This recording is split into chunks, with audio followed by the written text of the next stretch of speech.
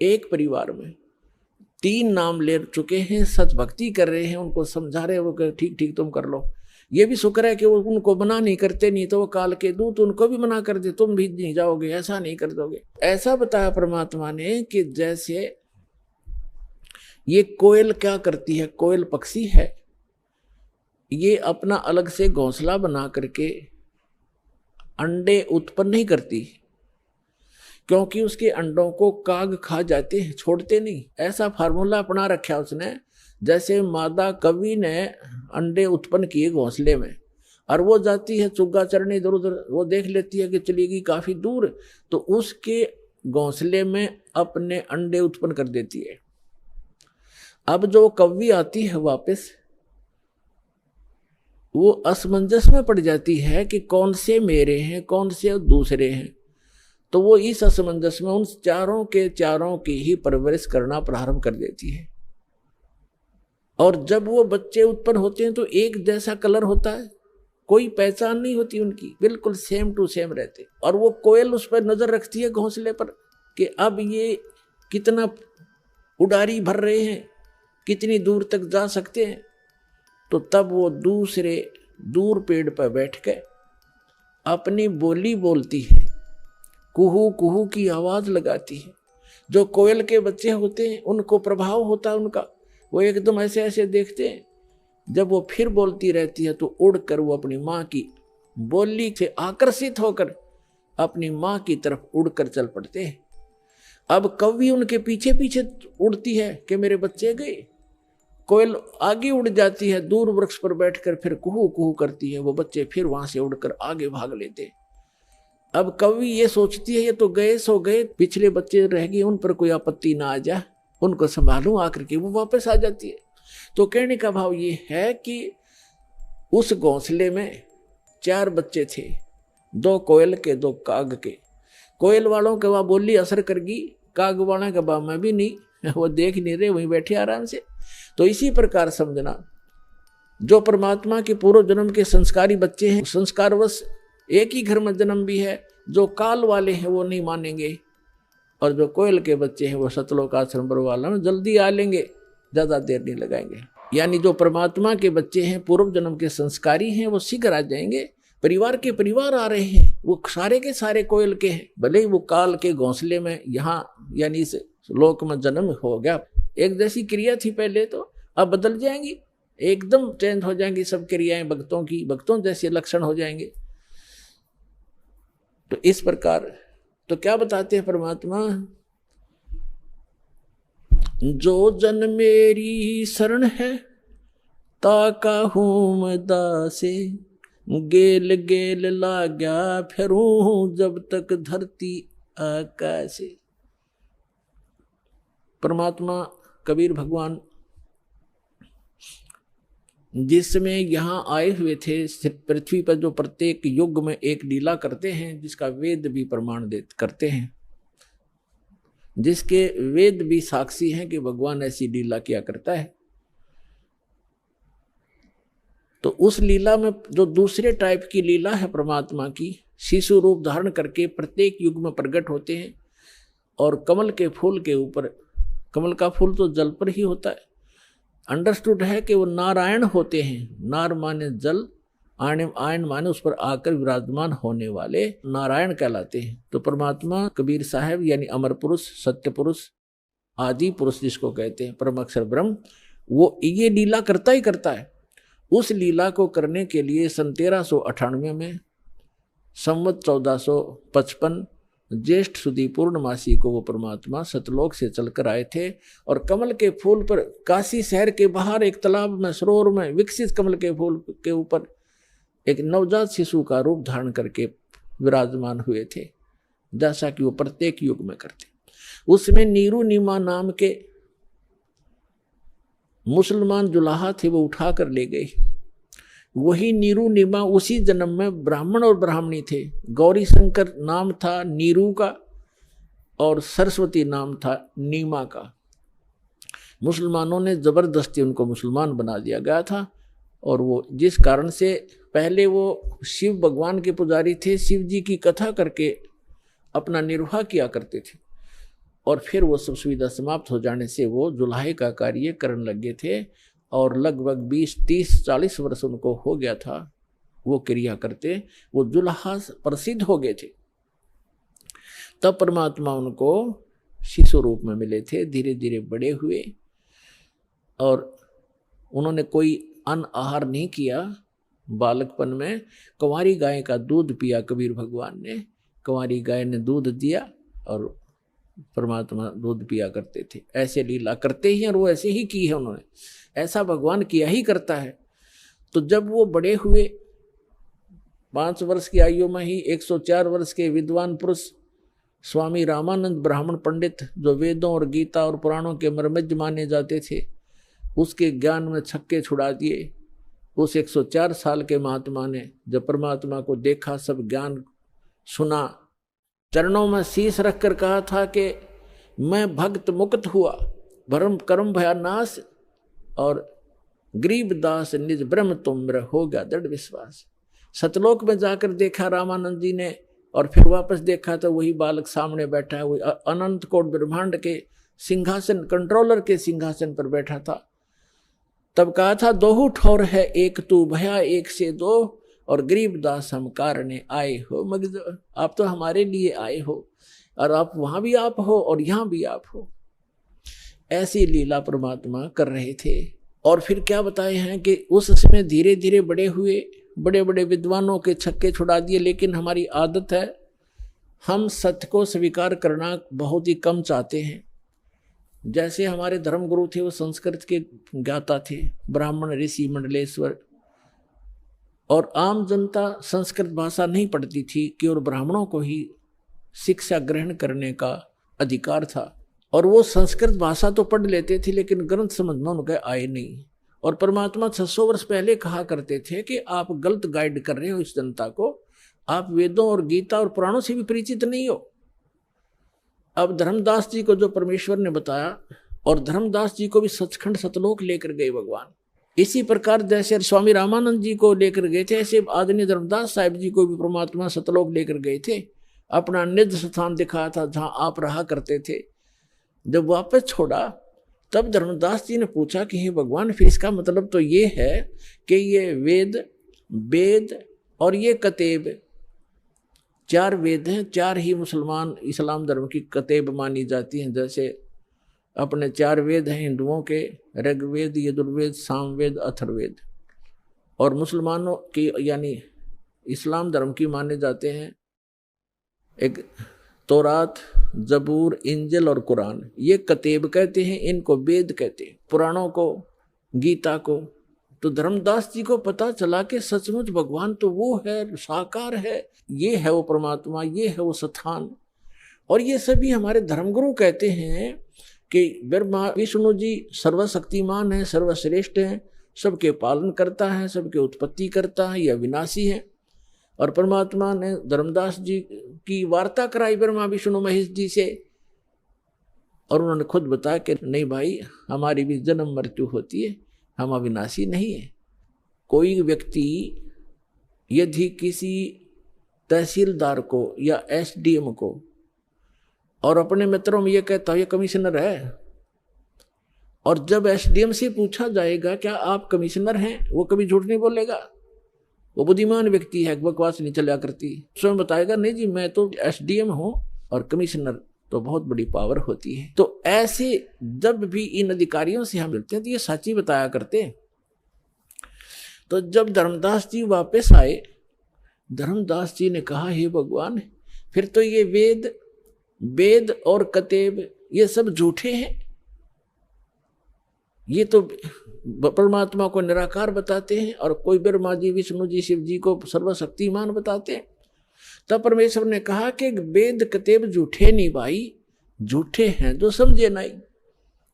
ये वेद कतेब झूठे नहीं हैं, इनमें जिस सतर का ज्ञान है वो बिल्कुल ओके है, लेकिन कंप्लीट नहीं है, वो अलग बात है। जैसे मैट्रिक क्लास के 10वीं कक्षा का सिलेबस अपने सत्र का तो ठीक है, लेकिन वो एमए और बीए का नहीं है, बीसीए का नहीं है, वो सिलेबस अलग है। लेकिन उस मैट्रिक तक के जो शिक्षा है वो उसमें सहयोगी होती है। तो यहां परमात्मा ने कहा है कि वेद कतेब झूठे नहीं भाई, और झूठे हैं जो समझे नाई। झूठे ये हैं तुम्हारे धर्मगुरु, जिन वेद इनके पुराणों को, गीता और वेद को, गीता जी को पढ़ समझ नहीं सके, ये झूठे हैं। तो इस प्रकार परमात्मा प्रचार किया करते थे, बहुत से शिष्य बन गए थे। पुण्यात्माओं, सम्मन नाम का एक मनियार था। मनियार को आप जानते होंगे। मनियार होता जो केवल चूड़ियों का काम करता था, माताओं को, बहनों को चूड़ी पहनाया करता था, उसकी पत्नी भी और वो भी। और वो बहुत दारिद्र था, निर्धन था, लेकिन परमात्मा का परम भक्त था। पूरा परिवार, 3 सदस्य थे परिवार के अंदर, 3 सदस्य। एक तो सम्मन, उसकी पत्नी का नाम था नेकी, और एक पुत्र था, उसका नाम था शिव। उसको शिव कहा करते, शिव नाम था शिव। वैसे अब भ्रंश हम कर ही लेते हैं, शिव कहा करते, तो शिव नाम से ज्यादा प्रसिद्ध था। और तीनों के तीनों प्राणियों ने कबीर परमात्मा की दीक्षा प्राप्त कर रखी थी। वो दिल्ली में रहा करते थे। पहले दिल्ली आज जैसी नहीं थी, एक गांव सा था छोटा सा, ऐसी झोपड़ियों में लोग रहा करते थे। छोटे छोटे मकान भी थे, कुछ थोड़े बहुत सेठ भी थे, वो अलग होते हैं। आज जैसी दिल्ली नहीं थी 600 वर्ष पहले। और परमात्मा बनारस काशी में रहा करते थे। एक कमाल नाम का लड़का, उसके कबीले ने, उसके कुल के लोगों ने मृत्यु के उपरांत जल प्रवाह कर दिया था। और एक शेख तकी नाम का राजा सिकंदर लोधी, दिल्ली के बादशाह का धार्मिक गुरु था। और सिकंदर लोधी को एक बहुत असाध्य रोग था। परमात्मा कबीर जी के आशीर्वाद से वो स्वस्थ हुआ था। बाकी किसी भी औषधि से और किसी भी धर्म मजहब की जंतर मंत्र से और आशीर्वाद से वो स्वस्थ नहीं हुआ था, जिस कारण से सिकंदर लोधी परमात्मा कबीर जी से बहुत प्रभावित था।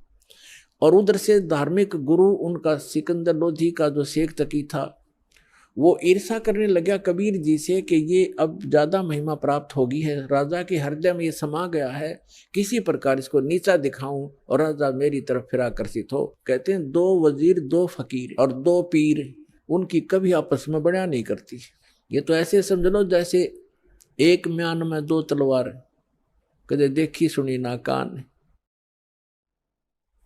तो वो बहुत इस ताक में रहता था, किसी प्रकार नीचा दिखाऊं। सिकंदर लोधी ने किसी कारण से स्वामी रामानंद जी का सिर काट दिया था, उसकी मृत्यु को प्राप्त हो गए थे। और कबीर परमात्मा ने सिकंदर लोधी और सैकड़ों व्यक्तियों के सामने उनको जीवित कर दिया था, जिस बात से सिकंदर लोधी घना प्रभावित हो गया था कि ये तो सचमुच अल्लाह आए हैं, खुद भगवान आए हैं। कबीर साहब अल्लाहु अकबर है। अब अल्लाहु अकबर यही काम करता है, मुर्दे को जीवित कर दे, रोगी को स्वस्थ कर दे, निर्धन को धन दे दे, तो भगवान यही काम करते हैं। तो वो सभी काम कर रहे थे। सिकंदर लोधी का पक्का विश्वास हो गया था कि सचमुच गॉड है, खुदा है। परमात्मा कहते हैं राज तजना सहज है, सहज त्रिया का ने, मान बढ़ाई ईर्षा बाई दुर्लभ तजना। ये राज भी छोड़ सकते हो, अपनी सुंदर पत्नी को भी त्याग सकते हो, और कहते हैं मान बढ़ाई और ईर्षा ये नहीं छूटती जीव पर। ये छूटे बिना भगवान मिला नहीं, बात वहीं की वहीं रही। तो इस ईर्षा वश, राग द्वेष वश कि मैं झूठा सिद्ध करूं किसी प्रकार इस कबीर को, ताकि इसकी महिमा कम हो जा, इसलिए वो इस ताक में रहता था। एक दिन सिकंदर लोधी से कहा कि आप इसकी बड़ी महिमा गाते हो, इसने मुर्दा जिंदा कर दिया, स्वामी रामानंद जी को जीवित कर दिया, आप कहते हो मुझे स्वस्थ कर दिया। एक दिन उसने ये दबाव लगा दिया कि यदि ये कोई मुर्दा जीवित करेगा तो मैं मानूंगा, नहीं तो मुसलमानों को तेरे विरुद्ध कर दूंगा। सिकंदर इस बात से चिंतित सिकंदर टेंशन में आ गया, और परमात्मा को अपने बच्चों की टेंशन सुहाया नहीं करती। ये समर्थ है 1 मिनट में टेंशन दूर कर दे। सिकंदर लोधी से पूछा कि क्या परेशानी है आपको। सिकंदर लोधी ने कारण बता दिया। तो परमात्मा ने कहा कि कहो शेख तकी को कोई मुर्दा लावे, और करते हैं अर्ध भगवान से, थोड़ा छुपा के रखते थे दाता अपने को। सिकंदर लोधी को तो पता था, कह दिया सो कह दिया। कबीर जी कह रहे हैं कर देंगे जिंदा, लाओ कोई मुर्दा। तो वो कहता मैं कहाँ से लाऊं मुर्दा, कभी आएगा तो देखेंगे। कभी होगा जब देखेंगे। अब परमात्मा ने सोचा कि ये टेंशन काफी देर रहेगा सिकंदर। इतने में क्या हुआ, लीला मालिक की, सौसल सीधर मैं करूं अपने जन के काज। इतने में एक कमाल तो बाद में नाम रखा, एक 12-13 वर्ष के बच्चे की मृत्यु होगी। और कुछ ऐसे कुल हैं, ऐसे कबीले हैं, वो न तो जमीन में दफनाते हैं न सभा करते हैं अग्नि में, और वो जल प्रवाह कर देते हैं। अपना उनका अंतिम संस्कार ही ऐसा है कि इसके शव को मछलियां जीव जंतु खाएंगे, दुआ देंगे, इसलिए मिट्टी तो ये बन ही चुकी है, उसको जल प्रवाह कर देते हैं।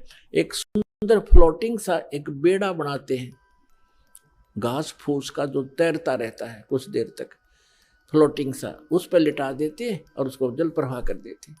तो वो बहता हुआ आ रहा था, तो सबको पता चला कि मुर्दा आ गया, मुर्दा आ गया। दरिया के किनारे खड़े थे, सभी इत्तेफाक से वहीं खड़े हुए थे, सिकंदर लोधी, कबीर जी और हजारों की संख्या में सैनिक, अंगरक्षक, रसोइये, अन्य नौकर। तो परमात्मा ने कहा कि ले शेख तकी आ गया मुर्दा, पहले तू ट्राई कर ले, कदे बाद में नंबर बनावे, अगमा भी कर देता।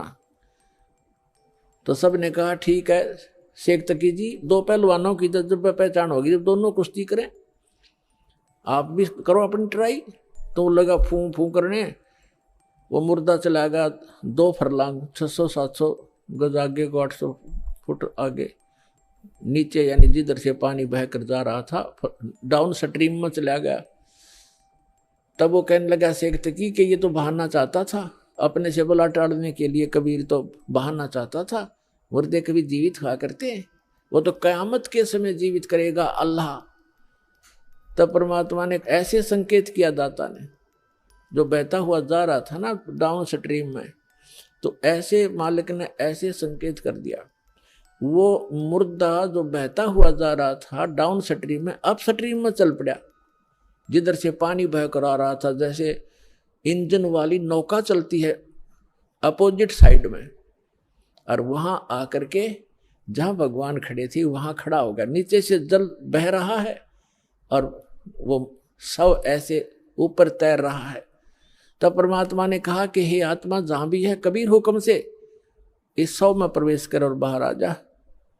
इतना ही कहा था कि ऐसे ऐसे सारा शरीर कंप गया, कंपन हुई उस बच्चे में, और एकदम बैठा हुआ वो ऐसे खड़ा हो गया जल के अंदर, घुटनों पानी में, एकदम बाहर आया, आके प्रणाम किया, दंडोत प्रणाम किया परम पिता को। बोलो सतगुरुदेव।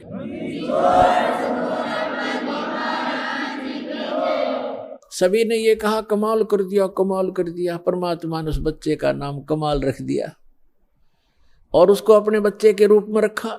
अब बच्चे को पता नहीं कौन माता थी कौन पिता थे, दाता ने वो बच्चा अपने पास रखा, उसको भक्ति दी। अब क्या है कि कुछ दिनों के बाद परमात्मा के संग रहने से उस कमाल के अंदर अभिमान आ गया। राज तजना सहज है, सहज तरिया का ने, मान बढ़ाई ईर्षा ये दुर्लभ तजना ये। अब क्या है कि परमात्मा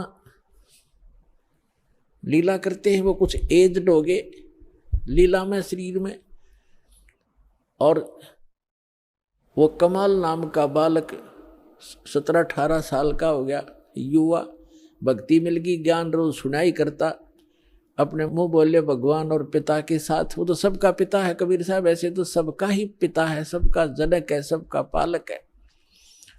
अब ये गलती हो जाती है हमारे से, 4 बातें सीख कर, जो ज्ञान सुनकर हम स्वयं वक्ता बनकर प्रभुता के पात्र बनना चाहते हैं, ये जीव की सबसे बड़ी भूल और दुर्भाग्य होता है। ये संगत भी ज्ञान के अभाव से, किसी को से थोड़े से ज्ञान के वचन सुन लिए दास से प्राप्त, और वो ठीक सा बोलने लग गया और सब उसी की तरफ देखने लग जाते हैं, वाह वाह बहुत अच्छा बोलता है, खाक बोलता है बता। और फिर वही बात बिगड़ जाती है कि गुरु को तजय बजय सो आना ता पशुआ को फोकट ज्ञान। गुरु को छोड़कर अन्य पर आसक्त होते तो वो भी एक फोकट ज्ञान है उन लोगों का। जैसे हम भगवान को छोड़कर इस काल पर आसक्त हुए थे, आज ये दुख भोग रहे हैं। तो इस प्रकार हमने अपने पतिव्रता पद से भी नहीं गिरना है। ज्ञान भगवान का है, बोलने वाला किसी तरह बोल रहा है वो उसका ज्ञान नहीं है, तो उससे आकर्षित नहीं होना चाहिए हमने, नहीं तो फिर हम पतिव्रता पद से गिर जाते हैं, नाम रहित हो जाते हैं। तो कितना ही कोई वक्ता बना फिर जाओ, वो कर्महीन इंसान है जो फिर उसमें महिमा की भूख बन जाती है। यही रोग लग गया कमाल के। बहुत से जो संगत वाले थे वो कहने लगे, वाह भाई कमाल, आप तो गुरुजी से भी बढ़िया सत्संग सुनाते हो, कबीर साहब से। वो फूल गया, हवा तो किस समय भर दो या तुरंत भर जाती है। अब उसमें यह अभिमान हो गया और फिर नो कहने लगे, भी बड़ा सेवा करता है गुरुजी की, तेरे जैसी सेवा कोई नहीं कर सकता। एक दूसरी बीमारी यह होगी। तो परमात्मा तो अंतर्यामी थे, उसको पता था कि ये मरेगा, मूर्ख जहर खाने लग गया। अब संकेतों में समझा करते थे भगवान कि भाई अभिमान चाहे तो धन का हो जा, कोई दान गढ़ा करता है, दान का अभिमान हो गया, मैंने इतने पाठ करा दिए, मैंने ये बनवा दिया, फलान कर दिया। और चाहे कोई नू देखे बड़ा माड़ा फेरे, सारा दिन मंत्र करता रहता, दूसरे उससे प्रभावित होंगे, उसकी प्रशंसा करने लग जाएंगे। वह भी भूल है आपकी, क्योंकि आपकी यह भी कमजोरी है। अब जैसे कोई एक लड्डू खा रहा है और दूसरा यूं कह रहा, देख 4 लड्डू खा गया, वाह भाई वाह बड़े लड्डू खा गए। अब उसके लड्डू खाने का आपको क्या मिला? आप भी प्रबंध करो 4 लड्डुओं का, जब तक बराबर हो उसकी खाक प्रशंसा करे, वो भक्ति करे, तुम उसकी प्रशंसा करे, आप भी करो फिर। तो ऐसे हम मार खाते। ये कमजोरियां हैं जो दास आपको बता रहा है, जो आपके भक्ति की गाड़ी में पंचर कर देंगी। इन कमजोरियों से बचना ही बचना है। एक वृद्ध व्यक्ति था, डॉक्टर के पास गया और डॉक्टर ने देखा अस्थि पिंजर सा शेष है वृद्ध, तो वो कहने लगा, डॉक्टर जी मेरे पिंडलियों में दर्द रहता है। डॉक्टर बोला, जी कमजोरी के कारण है बाबा। तो कहने लगा, जी मेरी ऐसे सांथलों में भी दर्द रहता है, सांथलों में। डॉक्टर बोला, भाई कमजोरी है, कमजोरी है, कमजोरी, वीकनेस। वृद्ध कहने लगा, जी मेरे सिर में भी दर्द हो जाता है। डॉक्टर कहने लगा, कमजोरी है। फिर उसने कहा वृद्ध ने कि मैं खड़ा होता हूं चक्कर आता है। तो डॉक्टर बोला, बाबा कमजोरी है। अब वृद्ध ने गुस्सा आ गया, ने बोला, तू डॉक्टर है गम चक्कर, एक के बाद जाने कमजोरी है, कमजोरी है, कि मैं और भी बतावेगा। तो डॉक्टर बोला, यह भी कमजोरी के कारण है, आपने गुस्सा जो आया ये भी कमजोरी के लक्षण है। ये गुस्सा भी कमजोर आदमी को ही ज्यादा आता है। तो पुण्यात्माओं, जो दास आपको बता रहा है ये भी कमजोरियां हैं, इनमें से कोई से भी हो वह भी कमजोरी ही है, वीकनेस से आपको यानी भक्ति मार्ग में बाधक है। परमात्मा कहते हैं, जैसे माता गर्भ को रखे यत्न बनाए, ठेस लगे तो छन्न होवे, तेरी ऐसे भक्ति नसावे। जैसे किसी बेटी को, बहन को, माई को गर्भ रहता है तो उसको वो जानती है, उस गर्भ को प्रफुल्लित करने के लिए वो कितनी सावधानी बरतती है। किसी बहन को 2-4 वर्ष के शादी के उपरांत जब गर्भ रहता है, अब उसको पता है वो कितनी चिंतित रहती है। करवट लेते समय रात को भी ये चिंतित एकदम फड़क के उठती है, कहीं मेरे बच्चे पर दाब ना आ गई हो, मेरा गर्भ खराब ना हो जा। ऊंचे नीचे पर पैर रखते समय भी बहुत ध्यान से चलती है। खाने पीने की भी वो बहुत सावधानी बरतती है कि कहीं मेरा ये गर्भ रूपी लाल नाश ना हो जाए।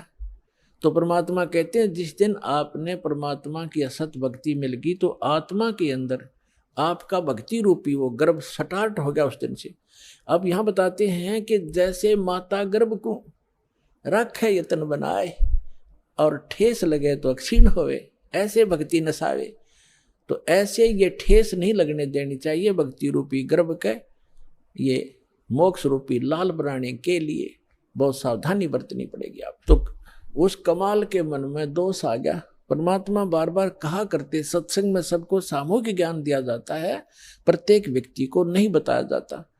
और जैसे औषधि मुख के माध्यम से, गोलियां, दवाई, जड़ी या इंजेक्शन के माध्यम से एक ही स्थान पर लगाई जाती हैं, वो जहाँ दर्द होता है, जहाँ पीड़ा होती है, वो औषधि वहाँ काम कर देती है। तो सत्संग के माध्यम से सामूहिक इंजेक्शन लगाए जाते हैं ये वचनों के, और जिसमें जो वीकनेस जहाँ की है उसी के वो औषधि काम कर जाती है। बुद्धिमान उसको समझ जाते हैं, आगे सुचारू हो जाते हैं और वो अपनी कमजोरी को ठीक कर लेते हैं। बुद्धिमान वही होते हैं। इतना कुछ कई बार कहा परमात्मा ने कि जो दान ज्यादा करता है, यदि उसके मन में अभिमान आ गया करा कराया नाश हो गया। कबीर साहब कहते हैं तन मन धन दिया तो भला किया, सिर का दासी भार, और जब न्यू कहा कि मन दे दिया तो बहुत सहेगा मार। वो तो दिया हुआ तक गया, नाश हो गया, दुर्गति और हो जाएगी तेरी। तो किसी भी प्रकार का सेवा का अभिमान हो जाए, अभिमान तो अभिमान ही है, वो तो नाश ही करता है, भगवान से दूर करता है। लेकिन कमाल की बुद्धि भ्रष्ट हो चुकी थी, परमात्मा के साथ रहकर भी वो अपने ही चलाता था। पुण्यात्माओं, जैसे मन में बहुत सी बातें आती हैं। एक बार धर्मदास जी ने कहा, प्रभु हे भगवान, आप कहते हो कि श्री कृष्ण परमात्मा नहीं है, समर्थ नहीं है। श्री कृष्ण जी ने राजा मोरध्वज के पुत्र ताम्रध्वज को आरे से चिरवा के डेथ हो गई थी, 2 फाड़ हो गया था, और फिर वैसा ही बना दिया और जीवित कर दिया। तो कैसे माने ये भगवान नहीं है, सर्वशक्तिमान नहीं है? परमात्मा कबीर जी ने कहा कि मैंने ये कभी नहीं कहा कि ये भगवान नहीं है, मैंने ये अवश्य कहा ये सर्वशक्तिमान नहीं है। भगवान का मतलब मैंने ये कभी नहीं कहा कि ये स्वामी नहीं है, ये प्रभु नहीं है, लेकिन ये सर्वशक्तिमान नहीं है। इतना अवश्य कहा कि सर्वशक्तिमान नहीं है। जैसे परिभाषा प्रभु की आपको बहुत बार बताई है, तहसीलदार भी साहब है, एसडीएम भी साहब है, डिप्टी कमिश्नर भी साहब है, जिसको कलेक्टर कहते हैं, डिप्टी कलेक्टर, और कमिश्नर भी साहब है, मंत्री भी साहब है, अपने सतर का साहब है, अपने उसका कुछ सीमा है उसके साहब की, उसकी शक्ति की। और मंत्री भी साहब है, मुख्यमंत्री भी साहब है, प्रधानमंत्री भी साहब है। लेकिन ये सभी साहब हैं, लेकिन कोई कहे कि डीसी समर्थ है, सर्वशक्तिमान है, सारे देश का कंट्रोलर है, तो वो गलत कह रहा है। अब जितना वो साहब है, जैसे कोई एक मंत्री को और प्रधानमंत्री बताता है राज्य के मंत्री को, तो वो उस प्रोसीजर से वो परिचित नहीं है, इसलिए एक मंत्री भी अपने सत्र का लाभ दे देता है, लेकिन जो प्रधानमंत्री लाभ देगा वो ना मुख्यमंत्री दे सकता। परमात्मा ने पूछा कि जैसे आपके भगवान ने, श्री कृष्ण अर्थात विष्णु जी ने, मोर ध्वज के पुत्र ताम्र ध्वज को तो जीवित कर दिया, 2 फाड़ करवा के, 2 बीचों बीच कटवा के, और अपने सगे भाणजे अभिमन्यु को जीवित नहीं कर सका, जिसकी कति जरूरत थी, और वहां तबे मतलब पंगा लिया जाके उसने क्यों नहीं कर सका? पांडवों का कुलनाश हुआ था, श्री कृष्ण रोए था, उसकी बहन रोए थी, 5 पांडव रोए थे, उसको क्यों नहीं जीवित कराया? तो मर गया था 18 वर्ष की आयु में। यहाँ धर्मदास चुप हो गया। तब कहा, भगवान हम तो तुच्छ बुद्धि जीव हैं, हमारी बुद्धि का सतर तो इतना ही है बस, अब आप बताओ भगवान क्यों नहीं कर सका? तब परमात्मा ने बताया कि जब तक संस्कार जिसके हैं, अब उस ताम्र ध्वज की आयु शेष थी, और इस शरीर को एक आम सिद्ध पुरुष भी तोड़ कर काट कर फिर दोबारा जीवित कर सकता है। श्री कृष्ण तो उनसे कुछ 21 ही है, लेकिन आयु नहीं बढ़ा सकते ये भगवान। इसलिए अभिमन्यु की आयु 18 ही वर्ष की थी, उसी दिन मृत्यु होना, तो उसके आगे शेष उसकी उम्र मनुष्य की नहीं थी। इस कारण से श्री कृष्ण उसको जीवित नहीं कर सके। तब धर्मदास को संतुष्टि हुई। तब परमात्मा ने कहा था कि समर्थ का शरणागहो रंगोरी हो, और कबू ना हुआ काज राम रंगोरी हो। अब यहां प्रसंग चल रहा है, इसी प्रकार जैसे अर्जुन को अभिमान हो गया था, उसके भ्रम को निवारण करने के लिए श्री कृष्ण उसको मोरध्वज राजा के घर लेकर गया था। तो अर्जुन को अभिमान हो गया था कि भगवान मेरे जैसा आपका आज्ञाकारी कोई और नहीं हो सकता, ऐसा सेवक नहीं हो सकता। अब श्री कृष्ण ने सोचा अब इसको मैं कहूंगा तो काली मानेगा, रोज इकट्ठा रहना, फिर ये बात बिगड़ेगी। तो उसने कुछ दिन के बाद कहा कि चल अर्जुन, मुझे एक आवश्यक कार्य है, मोरध्वज राजा अपने पुत्र को राज्याभिषेक कर रहा है, मुझे आमंत्रित किया है, अभी चलोगे? अकौर जी, मैं तो आपका आज्ञाकारी शिष्य हूँ। पांडवों का श्री कृष्ण उनके धार्मिक गुरु भी थे।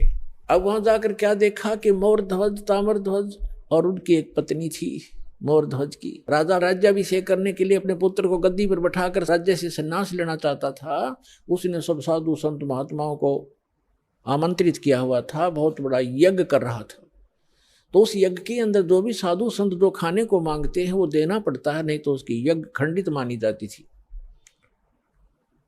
तो वहां जब जाकर बैठ गए साधु रूप बनाकर 2 संत, साथ में एक माया से शेर बना लिया श्री कृष्ण जी ने, और तीनों बाग में जाकर बैठ गए। राजा को संदेशा भिजवाया कि एक संत आए हैं।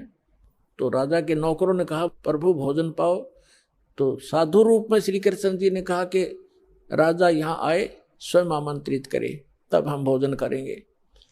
संदेशा पाकर राजा, रानी और लड़का आरती की थाली लेकर आरती की और फिर प्रार्थना की, भगवान भोजन की सुनाओ। तब श्री कृष्ण जी ने कहा कि पहले हमारे शेर का आहार कराओ, फिर हम पीछे भोजन खाते हैं। मोर ध्वज राजा ने कहा कि आज्ञा करो भगवान, अभी मंगवा देता हूँ बकरे इनके लिए काट कर, इसके या वैसे सामने छोड़ देंगे, ये खा लेगा। नहीं, ये मांस खाता मनुष्य का, ये मनुष्य का मांस खाएगा। मोर ध्वज ने कहा जी जो आज्ञा आपकी। फिर कहा कि सुनो, कहीं किसी पल्लेदार ने पकड़ लाओ, उसका मांस नहीं खाएगा, ये तुम्हारे घर के प्राणी का मांस खाएगा, तुम तीनों में से एक का। और उसकी विधि ऐसे है, उसको आरे से चीरना है, और चीरते समय आंखों में आंसू आ गए तो ये मांस शेर नहीं खाएगा, तुम्हारा यज्ञ खंड हो जाएगा। अब मोर ध्वज ने कहा कि जो आज्ञा भगवान आपकी। तो कहा कि ठीक है। जब मोर ध्वज ने कहा कि मैं फ्री हो चुका हूं, लड़का युवा हो गया है, बेटा तू राज संभालना, अपनी माँ की सेवा करना, और मेरा काम पूरा हुआ और मैं महात्मा के शेर का आहार बनूंगा।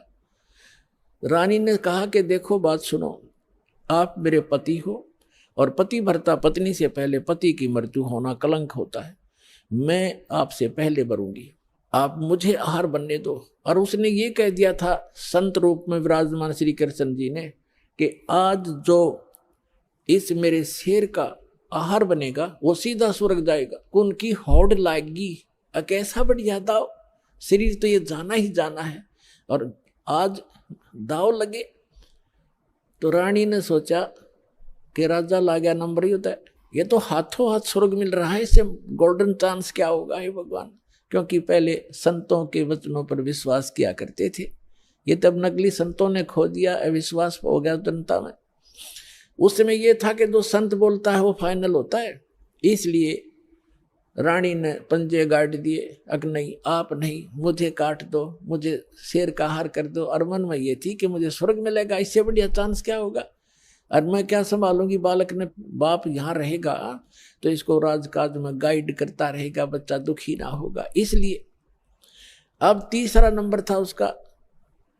ताम्रध्वज ने सोचा कि अभी बात बिगड़गी, प्रथम तो आज स्वर्ग प्राप्ति, और दूसरे मैंने माता पिता की सेवा क्या की है, ये कट जाएंगे तो मेरा धर्म बिगड़ गया। इसलिए महात्मा से खड़े होकर कहा कि महात्मा जी इस दास को चीर दो, मुझे कटवा दो, मैं आपके शेर का आहार बनूंगा। माता पिता मैंने आपकी क्या सेवा की, मुझे पाप लगेगा। लास्ट में उन तीनों ने जो संत रूप में विराजमान श्री कृष्ण जी से कहा कि महात्मा जी आप ही फैसला कर दो हमारा, आप जिसको कहेंगे वही आपके हाजिर होगा। तो उसने क्या फैसला किया कि दोनों तुम पति पत्नी इस अपने पुत्र को आरे से चीरो, यहां से चीरना शुरू करना और नीचे तक 2 भाग कर दो। फाइनल फैसला हो गया, नो ऑब्जेक्शन। आरा ले आई, जैसे लकड़ी चीरने का होता, दोनों तरफ से पकड़ के ऐसे चीरते हैं। लड़का बैठा लिया नवा धोआ के, और ये कंडीशन थी कि आंखों में आंसू नहीं आने चाहिए। अब फिर जब वो चीरने लगे ना, बीचों बीच चीरना प्रारंभ कर दिया था, और चीरण में कि एक लकड़ था, 5-4 मारे आर पार हो जाना था वो। तो उस समय श्री कृष्ण जी यानी महात्मा रूप में विराजमान ने कहा कि ऐसा करना, ये दायां जो हिस्सा है राइट साइड ही शेर खाएगा, बाएं को एक तरफ फेंक देना। अब लड़के की आंखों में आंसू आ गए, ताम्रध्वज की आंखों में आंसू आ गए, आंसू आ गए। और माता पिता ने जल्दी में चीर दिया, ज्यादा देर नहीं देखा जाएगा लड़का। यूं कहते ही वो आधा हिस्सा 2 भाग हो गया था। तो फिर श्री कृष्ण ने कहा कि भाई ये हमारा काम नहीं, इसकी आंखों में आंसू आ गया, इसका मुंह ममता रहेगी कोई, ये रो रहा है लड़का। तो उस अभी तड़फ रहे शरीर से आवाज आई कि हे अंतर्यामी, आप तो महात्मा हो, अंतर्यामी हो, मैं इसलिए नहीं रो रहा था कि मुझे कोई ममता है, मैं इसलिए रो रहा हूं कि मैं इतना, मेरा कोई लेफ्ट साइड का इतना गंदा होगा, मैं इतना पापी हूं कि मेरा पूरा शरीर भी आपके काम नहीं आ सका, इसलिए रो रहा हूं। तब खुश हो गए वो संत और खड़ा होकर के उसको आशीर्वाद दे दिया। बच्चा नो का नो जीवित हो गया।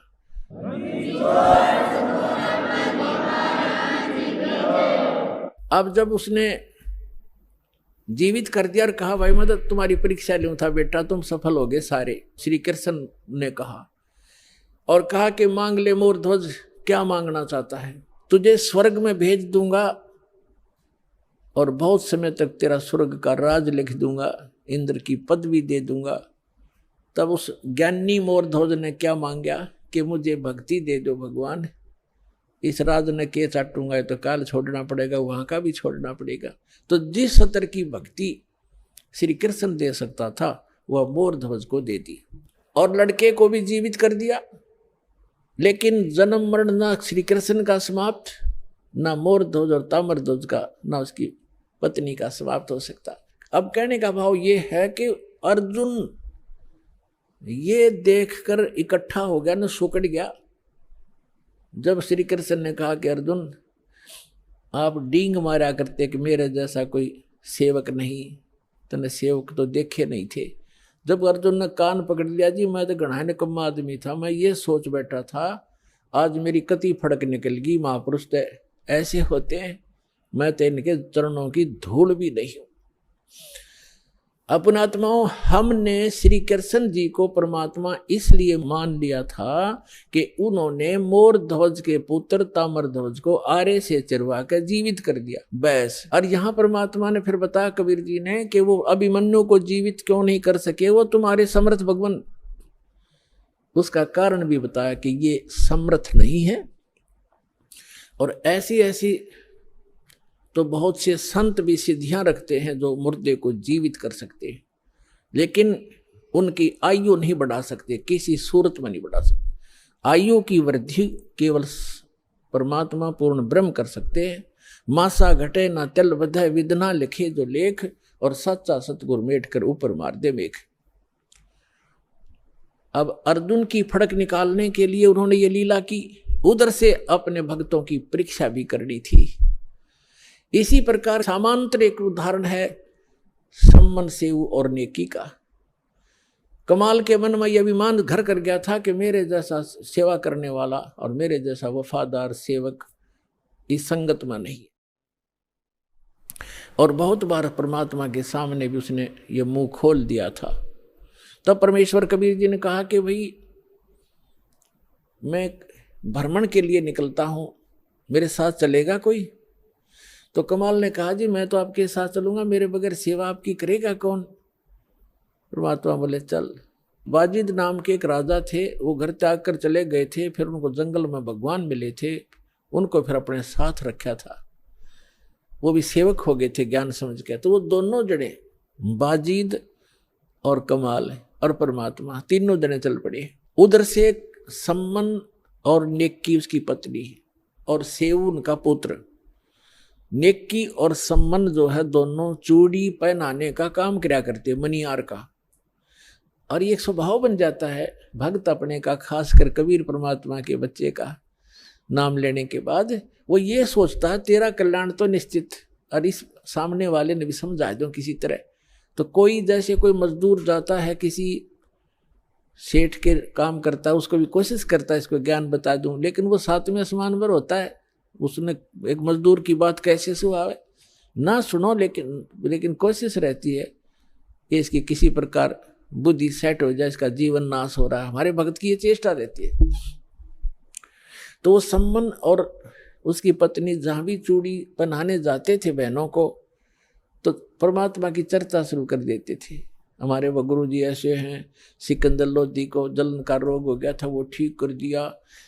स्वामी रामानंद जी का कत्ल कर दिया था सिकंदर लोधी राजा, दिल्ली के बादशाह ने, हमारे गुरु जी ने जीवित कर दिया उन्हीं के सामने।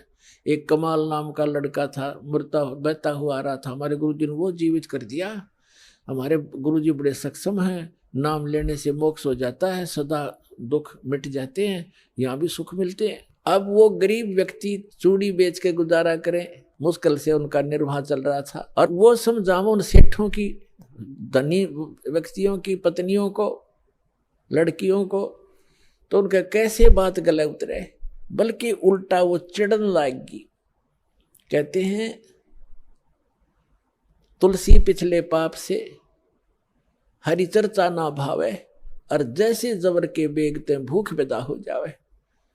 किसी का मलेरिया बुखार हो गया हो, उसको काजू किशमिश भी कड़वी लगे, सेब भी कड़वे लगे, रोटी भी कड़वी लगती है, वो रोटी सेब कड़वे नहीं है, उस बुखार ने उसके शरीर की, रोगी के शरीर की व्यवस्था बिगाड़ दी, जिसको मीठी वस्तु भी कड़वी लग रही है। इसी प्रकार पापग्रस्त प्राणी को परमात्मा की चर्चा सुहाया नहीं करती, भाया नहीं करती, अच्छी नहीं लगती, वो दुख मानता है। अब वो कहा करती थी कि तुम्हें तो खाने को दाने नहीं, और तुम बताओ हम तुम्हारे गुरुजी इतने सक्षम है, फलान है, चुप रहो, अपना काम करो। अब इस बात पर वो भी कई बार अपने आप में दुखी हो जाते थे कि सचमुच ये कह तो ये रहे हैं कि हमारे पास तो चौवन्नी नहीं, समय का पर आहार नहीं मिलता कई बार तो, लेकिन हमारे गुरुजी में कमी कती नहीं। ये दिल वो डांट ही लेते थे, ज्ञान ऐसा हो चुका था। तो पुण्यात्माओं, ये कथाएं हैं, ये आपके लिए गाइडलाइन है। आप जी विचलित ना होना, कुछ भी हो आने दो समय। परमात्मा कहते हैं कल्पे कारण कौन है कर सेवा नी काम, और मन इच्छा फल देऊंगा जो पड़े मेरे ते काम है। अब लोगों के नहीं सुनना, आपका फर्ज है किसी को समझाने का, चेष्टा करते रहो, बताते रहो। एक भक्त कह रहा था कि मेरे ऐसे ऐसे घटना घट गई और ऐसी पशु मर गया एक, और मैं औरों को समझाता हूँ तो मुझे कहते हैं बता तेरा क्या लाभ हुआ, हमें तो शिक्षा दे रहा है। तो पुण्यात्मा, अध्यात्म ज्ञान धीरे धीरे समझ में आओगे आपके। संसार तो एक आम दंत कथाओं पर आधारित है, और जिन पूजाओं को वो करते हैं उनके बालक तक मर जाते, तब वो कभी चिंतित नहीं होते कि हम ये भक्ति क्यों कर रहे हैं, छोड़ क्यों नहीं देते। इसका कारण ये है, जैसे रोगी दुर्घटनाग्रस्त हो गया और डॉक्टर के पास गया, डॉक्टर क्या करेगा, वो ये नहीं देखता जैसे उसका ब्लड निकल रहा है तो सबसे पहले वो ब्लड रोकेगा। अगर ब्लड सारा निकल गया तो मृत्यु को प्राप्त हो जाएगा। अगर टांग टूट रही है, पीड़ा हो रही है, उसको नहीं छेड़ेगा, पहले सबसे पहले वो ब्लड रोकेगा उसका, ताकि ये रुक जाए और ये इसका जीवन रक्षा हो। और वो कह रहा है रोगी खाए मर गया, टांग बहुत पीड़ा कर रही है, वो करती रहे, वो उसकी परवाह नहीं करेगा, पहले उसका जीवन रक्षा करेगा, वो ऑपरेशन करेगा जहां से ब्लड निकल रहा है। अब रोगी रो रहा है कि मेरी टांग टूटी पड़ी है, मुझे बहुत दुख हो रहा है, तो कोई बात नहीं, क्या उस डॉक्टर से वो छिपा थोड़ा ही है, उसका नंबर आएगा तब उसको ठीक करेगा। तो इसी प्रकार आपने नाम ले लिया और आपका कोई भयंकर दुख आना था जिससे आपके जीवन जाना था, तो आपके उस नाम की भक्ति से और आपके किए हुए दान पुण्य से पहले परमात्मा आपकी जीवन रक्षा करेगा, एक्सटेंड करेगा। थोड़ा बहुत घर में हानि हो भी गई उसको फिर पूरा कर देगा, उस समझ क्या देर लगे। तो इस प्रकार आप जी ने परमात्मा के इस अध्यात्म ज्ञान को समझकर इस सफर पर तब चल सकोगे। समाज तो अपने सतर का ज्ञान रखता ही है, उसको उतना ही ज्ञान है, आप चिंतित मत होना, लगे रहना। तो इसी आधार से वो सुनते भी रहते थे, फिर परमात्मा के ज्ञान से दृढ़ रहते थे, फिर भी कहीं ना कहीं जो एक बार नहीं 2 बार सुनाने से चिढ़ जाता था उसको छोड़कर अन्यों को वो सुनाते थे, अपना काम जारी रखा। अब उधर से क्या हुआ, एक दिन अपने आंगन में बैठकर, गर्मियों का मौसम था, शाम के समय अपना बैठे थे तीनों, पिता पुत्र पत्नी उसकी, और वो लड़का जब बच्चों में जाता था वो भी यही चर्चा करता था कि हमारे गुरुजी के सिकंदर लोधी दिल्ली के बाद सभी शिष्य हो गए, वीर सिंह बघेल काशी नरेश हमारे गुरुजी का शिष्य है, बिजली खां पठान मगर नरेश हमारे गुरुजी का शिष्य है, ऐसे ऐसे सुख देते हैं, ऐसे ऐसे सुख देते हैं। बच्चे भी बताया करते हैं अन्य बच्चों में बैठकर हमारे बच्चे, तो वो बच्चे उसको चढ़ाते थे सेव को कि तुम्हारे गुरुजी तो लालची हैं, वो तो राजाओं के घर जाते हैं और तुम्हारे घर ना आए कभी भी, क्योंकि तुम गरीब हो, तुम्हारे घर क्यों आएंगे। तो वो बच्चा इस बात से दुखी हो जाता था। अपनी माँ से एक दिन कह रहा था, दोनों पिता पुत्र वहीं बैठे थे, उनकी माँ भी बैठी थी बच्चे की, तो लड़का कहने लगा पिताजी गुरुजी कभी अपने घर भी आएंगे। तब नेकी ने कहा बेटा अपने घर तो वो रहते ही हैं, हम भगवान से जुड़ गए हैं तो हमारे साथ है परमात्मा, हमें दिखाई नहीं देते। ये तो ठीक है माता जी, लेकिन एक बार गुरुजी अपने घर आ जाए ना, बस फिर तो जो मेरे को ऐसे ऐसे गली के बच्चे कहते हैं उनका मुंह बंद हो जाए, फिर मैं बता दूं हमारे गुरुजी लालची नहीं है। तो वो कहने लगे बेटा, भगतों ने संसार की नहीं सुननी चाहिए, अपने गुरुजी के ज्ञान को आधार बनाकर जीना चाहिए। कहने तो उन बच्चे बालक है, उनको पता नहीं है, हमारे गुरुजी लालची थोड़े हैं, उनकी दृष्टि में तो सभी एक जैसे हैं। फिर भी बालक है, आंखों में आंसू भर के कहता है एक बार गुरुजी आ जाए ना, बस फिर तो मैं उनको कह दूंगा देखा ना हमारे गुरुजी ऐसे नहीं है। परमात्मा कहते हैं कि मेरे भगत की टेंशन मेरे से देखी नहीं जाती। अब उधर से वो चल ही पड़े थे, उधर से वो कह रहे थे, इतने में सामने आके दरवाजा बाहर की तरफ खड़े हो गए गेट पे और आवाज लगाई रे सम्मन। नेकी कहने लगी गुरुजी का आवाज नजर आती है। सम्मन कहने लगा गुरुजी कहाँ आएंगे इतनी दूर, उनके पास समय कहाँ है, लाखों से उनके कहाँ कहाँ जाएंगे, आपको वैसे धोखा लगा। इतने में फिर आवाज लगाई रे सम्मन है घर पे। नेकी कहने लगी आवाज तो गुरुजी की है। देखा बाहर के गेट के सामने, बाहर के एक वैसे थोड़ा सा गेट सा बना रखा था डंडा सा का लकड़ी का, तो देखा तीनों ने सचमुच भगवान खड़े हैं, 3 जने खड़े हैं, भाग्य आए नंगे पैरों और खड़े खड़े देख रहे हैं जैसे स्तब्ध हो गए हो। उनको विश्वास नहीं हो रहा हो कि हम क्या देख रहे हैं आज हमारे इस घर पे, गरीब के घर पे, और परमात्मा आगे। उनकी श्रद्धा थी नारी। तब कमाल ने कहा कि गुरुजी को ऐसे खड़ा रखोगे, अंदर भी ले चलोगे, बहुत दूर से चल कर आए हैं। तब वो एकदम सपना सा टूटा, चरणों में दंडोत प्रणाम किया और बैठा दिए झोपड़ी में, थोड़े जैसे भी कपड़े थे फटे पुराने बिछाकर। अब सम्मन गुरुजी के उन भक्तों के पास बैठ गया, चर्चा चलते रहे। फिर कुछ देर के बाद पूछा भगवान खाने का सुनाओ, अभी खाओगे या कुछ ठहर के? तो परमात्मा ने कहा कि भाई भूख तो लगी है बच्चा, पैदल चल कर आए हैं, भूख लगी है, व्यवस्था कर लो। सम्मन अपनी पत्नी के पास पीछे झोपड़ी में आया, बीच में आंगन था, पीछे रहने की एक झोपड़ी थी। उसमें आकर कहा कि भोजन बनाओ गुरुजी के लिए, संतों के लिए। नेकी ने कहा कि आज हमारे घर पर 100 ग्राम भी आटा नहीं है। समन ने कहा कि ला तेरा ये चीर जो बहनें रखती हैं अलग से कपड़ा, वायल, चूंदड़ी, कहने लगी ला तेरा ये चीर दे दे कपड़ा, इसको गिरवे रखाऊंगा और कुछ आटा ले आता हूँ। तब उसने कहा नेकी ने कि मैं जहाँ मुझे मिलने की आशा थी उन घरों में मैं मांग आई, और ये मैंने प्रार्थना भी कर दी उनसे कि मेरा ये कपड़ा एक ही है, इसको रख लो, कुछ आटा उधारा दे दो, फिर अपना चीर ले जाऊंगी और आटा दे जाऊंगी। तो उन्होंने कहा कि ये फटा हुआ है एक स्थान से, इस कारण से किसी ने इसके बदले में आटा भी नहीं दिया। अब कलेजा पकड़ कर बैठ गया सम्मन, हे भगवान पहली बार तो गुरुजी आए, मैं कैसा नीच हूँ, कैसा दुर्भाग्य हूँ। ज्ञान से पता ही उसको लग गया था कि जिसने पूर्व जन्म में पुण्य नहीं कर रखे, तो दान नहीं कर रखा, दान करने वाले को ही धन मिला हुआ होता है। आज जो दान कर रहे हैं उनको आगे धन ही मिलता है। तो वो इस बात से बड़ा चिंतित था, मैं कितना नीच रहा हूँ, पिछले जन्म में दान किया नहीं, अब दान योग्य मेरे पास कुछ है नहीं, पिछले जन्म का ऐसा कर्महीन इंसान रहा हूं मैं, आज मैं अपने गुरुजी को भोजन नहीं करा सकता, संतों भूखे जाएंगे मेरे द्वार से। आंखों में आंसू आ गए बुरी तरह। तब नेकी ने कहा कि आप ऐसा करो, चिंता मत करो, कोई यत्न बनाओ, आप रात्रि में चोरी कर लाना और गुरुजी से कह दो भगवान सुबह भोजन कराएंगे, अंतर्यामी सब जान जाते हैं। तो समन ने कहा कि सुबह कहाँ से लाएंगे, सुबह की कैसे कहूं? नेकी ने कहा कि रात्रि में चोरी कर लाओ तुम। अब उसी समय सेऊ कहने लगे, अब लड़का रोज सुना करता माता पिता के मुख से बेटा भूखा रह जावे, पर चोरी नहीं करनी चाहिए। चोरी करने वाला व्यक्ति कभी भी सक्सेस नहीं होता, उसका नाश होया करता है, महाअपराधी व्यक्ति होता है। तो सेऊ कहने लगा कि माता गुरुजी रोज सत्संग में सुनाते हैं चोरी नहीं करनी चाहिए, और आज मैं आपके मुख से सुन रहा हूं कि चोरी कर ले हम, इससे अच्छा तो हम मर जाएं, वो अच्छा है, भूखे मर जाएंगे, गुरुजी से हाथ जोड़ लेंगे।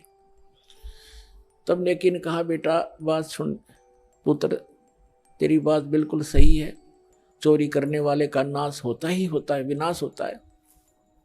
लेकिन पुत्र, हमने इस नगरी में कुछ समय व्यतीत किया है और यहाँ का अन्न पानी हमने खा रखा है। ये बालक हैं नगरी वाले, जानबूझ कर आटा नहीं दे रहे। 2 किलो आटा, कोई 3 किलो आटा दुबर होता है, इतने बड़े। अरे सेठ हैं ये सारे, पैसे वाले हैं। लेकिन आज ये क्या कह रहे हैं कि तुम रोज डींग मारा करते, बड़ाई करते थे, हमारे गुरुजी ये कर देते, हमारे गुरुजी ये कर देते।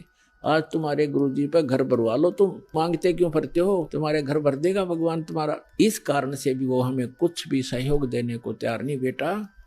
और जय परमात्मा यहाँ से निराहार चले गए, आग लग जाएगी इस नगरी में। अब तू सोच ले, या नगरी बचानी है या नहीं। तब सेव कहने लगा, माँ आप जो कहोगे वही करेंगे। और बेटा 3 शेर लाना चोरी करके, हम नहीं खाएंगे, गुरुजी बच्चा भगवानों को खिला देंगे, तो यह नगरी बसी रह जाएगी। इनमें अभिमान छा गया, पैसे का, धन का इनके अंदर अभिमान है जो इनको नाश कर देगा इनका। शाम को कह दिया भगवान सुबह वक्त से भोजन कराएंगे। समझ गए, क्या बेटा जल पिला दे, एक गिलास पी का, 1 गिलास जल, बैठ गए भोजन पर।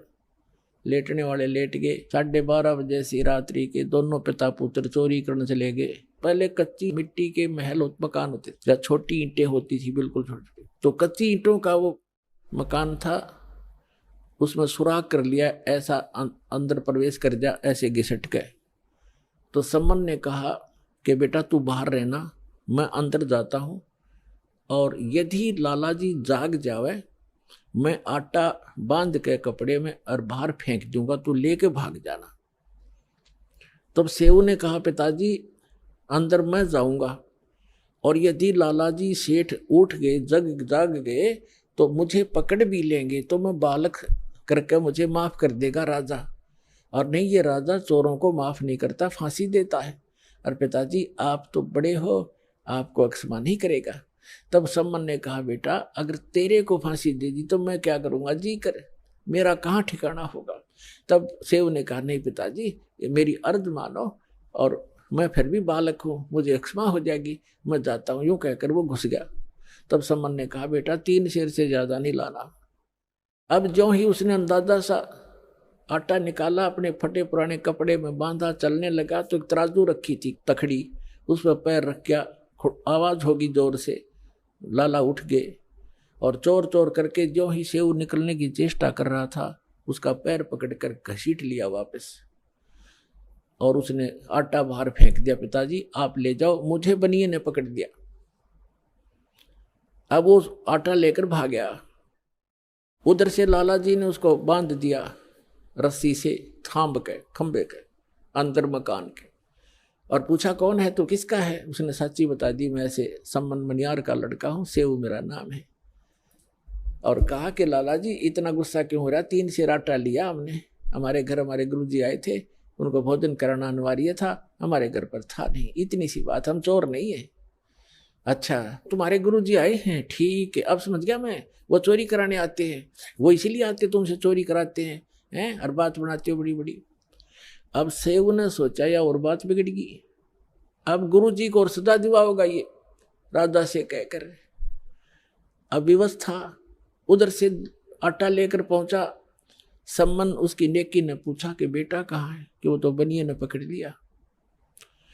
अब नेकी के मन में कैसी प्रेरणा आई कि ये तो बात बिगड़ गई, लड़का पहचान में आवेगा और पुलिस वाले हमारे घर आएंगे, अभी आ लेंगे घंटे भीतर, और गुरुजी को पकड़ेंगे और कहेंगे कि ये कराता है चोरी, ये कभी चोरी नहीं करते थे, आज ये आया है तो इसने चोरी कराई है, और गुरुजी को दंडित करवाएगा सेठ। जैसे उनकी बुद्धि ने काम किया कि आप जाओ लड़के का सिर काट लो, किसी प्रकार बुला बुलू के, और बाहर सिर निकलवा लेना, और सेठ से कहना कि छोड़ना मत, रस्सा बांधे रख, 2 बात बतलानी है। और लड़के की शीश काट लिया, और फिर सेठ उसको घर नहीं रखेगा, वो अपनी जान बचाएगा, 302 के मुकदमे से बचेगा, और वो उसको कहीं और डाल आएगा, फिर तुम 100 उठा लाना।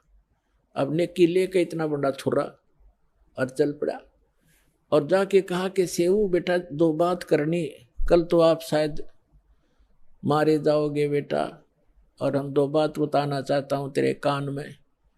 तो सेऊ ने कहा लाला जी से कि सेठ जी मुझे कुछ दो बात करनी मेरे पिताजी से, बाहर मेरा बाप खड़ा है, मुझे दो बात कर लेने दे। वो कहने लगा नहीं नहीं, तू भागने की चेष्टा करता है कि नहीं, रस्सा ढीला कर दे पैर का, बांधे रख मजबूती से, इतना मैं शीश निकाल कर बात कर रहा हूँ।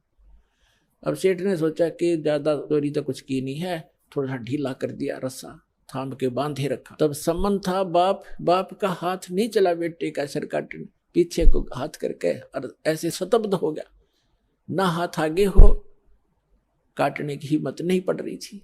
तब सेऊ ने कहा पिताजी बात सुन, यदि आप मेरे पिता हो, मैं आपका अंश हूं, तो आज मेरी बात को मानना पड़ेगा, नहीं तो मैं आपका बेटा नहीं हूं, किसी गैर की संतान हूं।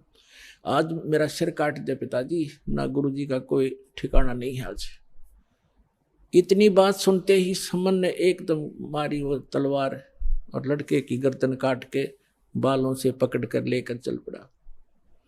अब सेठ को पता चला ये तो नाश हो गया, बात बिगड़ गई, ये 302 का मुकदमा 13 लगेगा। उसने उस लड़के को घसीट कर दूर बनी में जाकर, एक पजावा था, पजावा जैसे बदानी भट्ठे होते, उनके खड्डों में गिराया और अपना जो सुराख बनाया था उसको बना के वैसा ही लीप लाप कर रेत रात मार के ऐसा कर दिया जैसे कुछ हुआ नहीं यहाँ पर।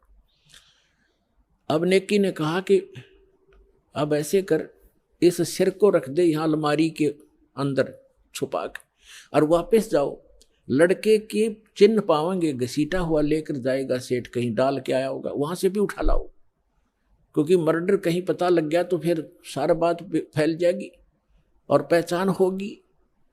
अब सेऊ कुछ देर आया, फिर वापस गया, इसमें काफी घंटा सारा लग गया। इतने में सेठ अपना उसको डाल के सारा काम करके आराम से बैठ गया।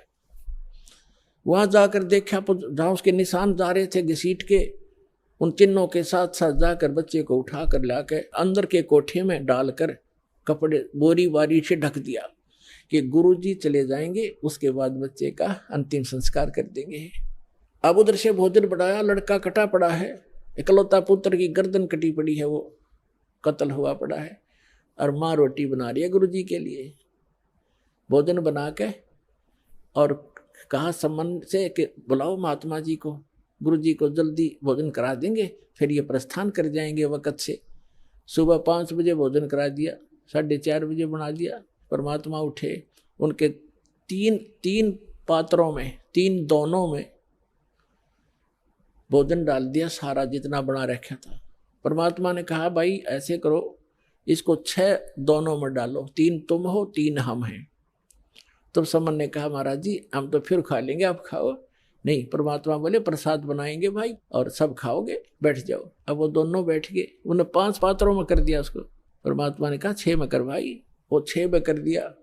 5 बैठ गए खाने के लिए, अपने अपने सामने रख के, और यूं नहीं बताना चाहते कि लड़का ऐसे हो गया। अब वो ये सोच रहे थे गुरुजी पूछेंगे तो बतावांगे, हम जिक्र भी नहीं करना चाहते, और पूछेंगे तो कह देंगे जी कहीं खेलने चला गया होगा। वो तो अंतर्यामी थे, कहाँ पूजना था उन्होंने। तब कहा कि आओ सेऊ जी मिलो, ये प्रसाद प्रेम, शीश कटते हैं चोरों के और सादा को नितक सेम। कहते हैं सेऊ धड़ पे शीश चढ़ा, वो बैठा पंगत मां, और नई निशानी गर्दन कहियो ओ सेऊ उकना। बोलो सतगुरुदेव।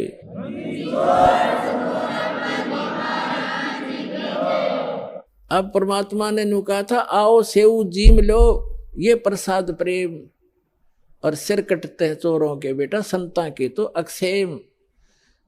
संतों की तो शीश की रक्षा होती है। आ जाओ आप भोजन पाओ। कहते हैं जेऊ धड़ पर शीश चढ़ा, अपने आप शीश उठकर उस धड़ पर लगकर, और सेऊ भाग्या आया बाहर बैठ के, और भोजन पंगत में बैठ गया खाना खाने के लिए। और माता पिता ने निशान देखा कि निशान भी नहीं गर्दन का कहीं कटे हुआ। अंदर उठकर जाकर देखा वो शव नहीं, वो शीश नहीं, वहां रकत के कुछ धब्बे जरूर पड़े हैं। तो पुण्यात्माओं, यदि भगवान की ही आप तुलना करना चाहते हो, पहचान करना चाहते हो, श्री कृष्ण जी को आपने ताम्रध्वज के जीवित कर देने मात्र से उनको भगवान मान लिया तो कबीर भगवान के ये लक्षण उसके समांतर समझना। और देखो जैसे कमाल था उसका जीवन शेष नहीं था और परमात्मा ने उसकी एक्सटेंशन आयु कर दी। अब उस दिन कमाल के हृदय में धक धक हुई और चरण पकड़ दिए ने बोले भगवान। परमात्मा ने कहा सेवु तो कह रहा था ना मेरे जैसा कोई सेवक नहीं, तूने सेवक तो देखे नहीं थे बेटा। कमाल भी शतब्द हो गया, नु कहने लगा भगवान सचमुच मैं तो इनके चरणों की धूल भी नहीं था। तो बेटा एक से एक साधु भक्त होते हैं, अभिमान नहीं करना चाहिए। उसकी फड़क निकाली। अब फिर क्या किया, परमात्मा ने कहा बेटा तेरा अब देखना ठाठ हो जाएंगे समन। कहते हैं सत ना छोड़े सूरमा, सत छोड़े पतदा, और सत के बांधे लक्ष्मी फिर मिलेगी यार। आपने अपनी तो क्रिया को छोड़ना नहीं चाहिए। जैसे वो मजाक करते थे इसे तुम्हारे भगवान ये करते, लड़का जीवित किया और फिर सम्मन को इतना धन दे दिया परमात्मा ने, 1 नंबर का सेठ का है उसी जीवन में। तो परमात्मा कहते हैं कल्पे कारण कौन है, मन में ज्यादा कल्पना मत कर, फलाना यूं कह रहा था तुम्हारे कुछ नहीं हो रहा। आन दे समय कल्पे कारण कौन है, कर सेवा नहीं काम, और मन इच्छा फल देऊंगा जब पड़े मेरे ते काम। फिर परमात्मा कहते हैं धीरे धीरे रे मना धीरे सब कुछ हो, और माली सींचे 100 गुणा समय आए फल हो। अब आपने आम का बीज बोया है, जैसे पौधा बोते हैं, सैकड़ों घड़े उसमें पानी की सिंचाई होती है, और उसको परिपक्व होने दो। परिपक्व होने के बाद फिर देखना कितना लदपद होगा फलों से। आप भी खा लोगे, पड़ोसी भी खा लेंगे, रिश्तेदार भी ले जाएंगे, तो भी खत्म नहीं होगा। तो ये भक्ति, यथार्थ भक्ति रूपी पौधा आज आपने लगाया है, इसको कुछ समय दो और फिर देखना कितने सुख देगा ये कबीर भगवान आपको। बोलो सतगुरुदेव।